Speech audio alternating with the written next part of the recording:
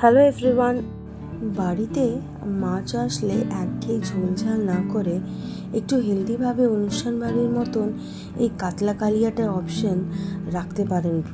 তার জন্যে প্রথমে আমি এখানে 5টা কাতলা মাছের গাদার পিস নিয়েছি। এবারে প্রথমে উপর থেকে নুন আর হলুদ দিয়ে ভালো করে একটু সরষের তেল মাখিয়ে এই মাছগুলোকে আমরা ম্যারিনেট করে রাখবো। এবারে আমাদের যে মেন মশলাটা হবে সেটার জন্য পেঁয়াজ, কাজু, আদা, রসুন, টমেটো আর 2টো মতন লঙ্কা একটা কড়াইয়ে ভালো রকম একটু জল দিয়ে এবার সব মশলাগুলোকে আমরা ফুটিয়ে জলটা রেখে এবার ওটাকে ছেঁকে রেখে দেবো।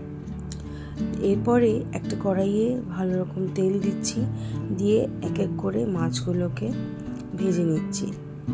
এখানে আমার মাছের পিসগুলো একটু বড় সাইজের, যার জন্য আমি প্রথমে আগে 1-2 করে ভেজে তারপর একসাথে সব ভেজেছি। মাছ ভাজা হয়ে গেলে সেই মাছ ভাজার তেলেই কালো জিরে ফোড়ন দিয়ে আমরা যেই মশলাটা সেদ্ধ করে রেখেছিলাম আমরা এটা পেস্ট করে এই কড়াইতে দিয়ে দিচ্ছি। এবার কিছুক্ষণ কড়াইতে আমাদের এই রান্নাটা কষতে হবে। এইটাতেই আমরা যে অনুষ্ঠান বাড়িতে গেলে ওপর থেকে আমরা এই সেদ্ধ না করে এটাকে তেলে ভাজা হয়।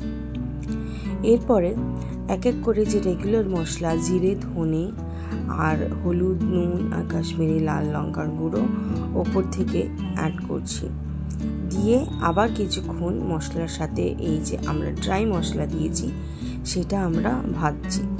এরপরে যে আমরা পেঁয়াজ রসুন সেদ্ধ করার সময় জলটা রেখেছিলাম সেই জলটা অল্প অল্প করে এই গ্রেভিতে আমরা দিয়ে দেব।